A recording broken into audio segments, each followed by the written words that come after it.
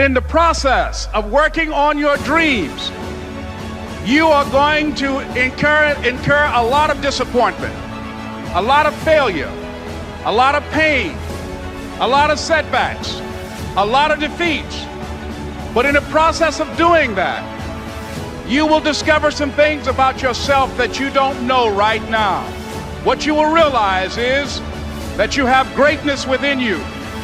What you'll realize is that you're more powerful than you can ever begin to imagine.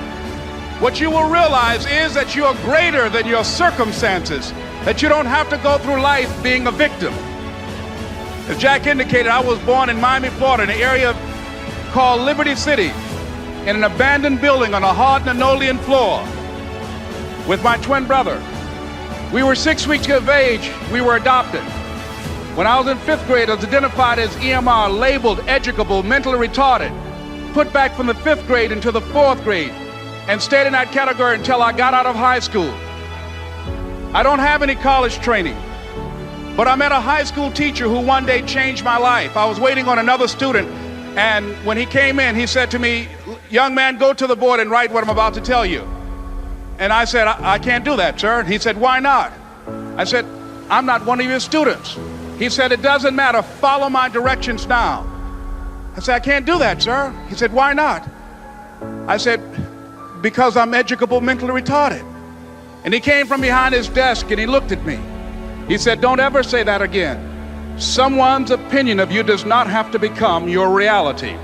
I'm saying this is a time more than ever that you want to begin to inoculate yourself with positive words, coming to conventions, showing up on meetings, being on the calls, to make yourself unstoppable, to get out of your mind the polluting negative thoughts that's causing most people to go through life being stuck because they're volunteer victims. Somebody said that many people die at age 25 and don't get buried until they're 65 because they got so much garbage in their minds. You are here because you've got a clear vision of what you want and where you're going. Give yourselves a round of applause.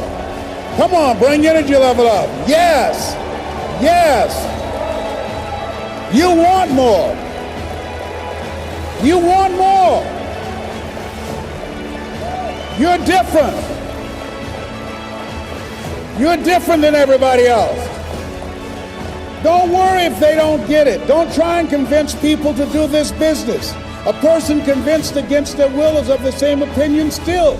You are not like everybody else. You can walk outside and find pigeons, but if you're looking for eagles, it's going to take you a minute. You are different. It's lonely at the top. How many of you know it's lonely at the top? Raise your hands. It's lonely at the top, but you eat better. That's what I'm talking about. You're different. One great entrepreneur said, "I choose not to be a common man. It's my right to be uncommon if I can. I seek opportunity, not security. I do not wish to be a kept citizen, humbled and dulled by having the state look after me. I want to take a calculated risk, to dream and to build, to fail and to succeed. I refuse to live from hand to mouth. I prefer the challenges of life to the guaranteed existence, the thrill of fulfillment to the still calm of utopia. I will never cower before any master, nor bend to any threat. It's my heritage to stand erect, proud and unafraid, to face the world boldly and say, 'This I have done.' You showed up because you're building a business that you can stand and say, 'I did this. I did this. This is my dream.'" Give yourselves a round of applause. Yes, yes, yes, yes. It's hard changing your life. It was hard when just over 3 years ago, in the Penobscot building in Detroit, Michigan, where I was operating my business, and I fell on some hard times, and I was sleeping in my office. It was hard coming into the lobby, and the security said, "Excuse me, Mr. Brown, can we see you for a moment?" And I said, "Yes," and I walked up to the counter, and he gave me an envelope. And he said, "Would you mind reading it here?" And I opened the envelope, and the envelope was from management that said, "This is an office tower. It's not a hotel. Please do not sleep in your office." And I said, "Excuse me, sir." I said, "I just worked long hours." in creating my business. I'm an entrepreneur. And right now, things are bad for me. But they're not going to be this way always. And I just ask for the opportunity to continue to operate like I'm doing. I'm not trying to make this my home. And it was hard coming through the lobby. And sometimes they would laugh. There's a guy talking about becoming successful. And look at it. He's bathing in the bathroom upstairs on the 21st floor. He sleeps on the floor. Him and two other dreamers up there. Look at him. It was hard, ladies and gentlemen, coming to speak to people. And I was facing financial difficulties in my own life. I was behind on my bills and my dreams, and I'm saying to them, you can live your dream. It was hard, ladies and gentlemen. It was very difficult to pick myself up each day believing that I could do it. There were times that I doubted myself. I said, God, why is this happening to me? I'm just trying to take care of my children and my mother. I'm not trying to steal or rob from anybody. Why did this have to happen to me? It was very hard. And here's what I want to say to you. For those of you that have experienced some hardships, don't give up on your dream. No one could have convinced me by holding on, by continuing to push forward, by continuing to run toward my dream, that one day I would have my own talk show. It's a long shot, ladies and gentlemen, from Liberty City, an abandoned building on a floor, never knowing my mother or father. It's a long shot. Being here with you today in this dome in Atlanta, it's a long shot. No college training, labeled educable, mentally retarded, but I kept running toward my dream.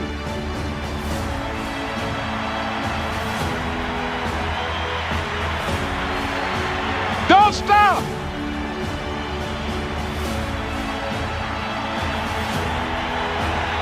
Don't stop.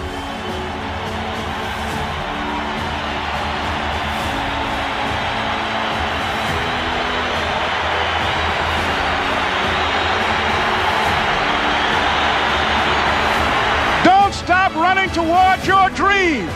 Here's what I discovered that happens to you in life, that you will go through things, and while you're going through them, you can't understand why it's happening to you. But after you go through it and you get back and you look at it and you say, oh, now I understand why I needed that lesson. Have you ever happened to you? Raise your hand. Has it ever happened to you that I couldn't understand it then, but after I got through it, then I saw that that was preparing me for bigger and better things.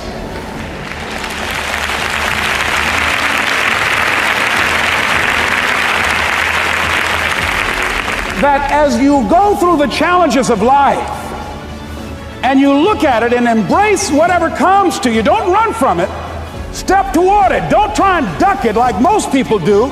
See, most people want it easy. See, easy come, easy what? Easy go. See, but when you go at what you're going to deal with and you deal with the difficulties of it, when you handle those hard things close at hand, making those hard decisions right now that you don't want to make, learning those things that you don't like to do, but you know that in order for you to get where you want to go, this is one of the hoops that you have to flip through. And I'm saying to you, whatever you got to do it, because if you don't, life is going to whoop you until you surrender and say, okay, all right, I cooperate, okay, I learned, okay.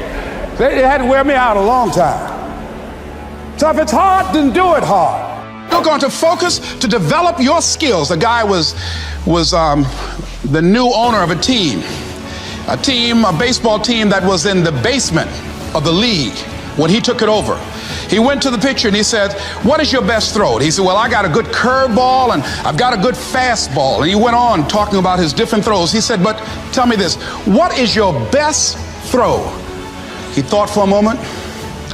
He said, I've got a good fastball. He said, that's all I want you to work on. Nothing else. Just develop your fastball. The next year, they went to the World Series. Most people don't know where their fastball is. Most people go through life never discovering what their talents are. Most people never develop their talents. They have skills and abilities, but if you don't nurture them, if you don't develop them, they will never serve you. Your gifts can take you many places if you develop your gifts. Most of us don't like to do those things that come easy to us. I've always loved to talk to people. I decided, taking this advice, to develop my skills as a speaker. And my gift has developed and it's taken me many places. You have something that you brought to the universe, and that if you decide that my life deserves my developing this, what I do well, and becoming the best at it, and mastering myself, and seeing what I have within me, if you decide to drop your buckets where you are and develop your gifts, I grant you, you'll never ever be without. I grant you that your gifts will take you places that will literally amaze you. I grant you that if you begin to work to develop your gifts, you'll develop a strong sense of happiness. You'll get a larger vision of yourself, because part of beginning to get a larger vision of yourself, all of us need some area of our lives where we can have a feeling of competence. That people know when they think about this area, that's something you do.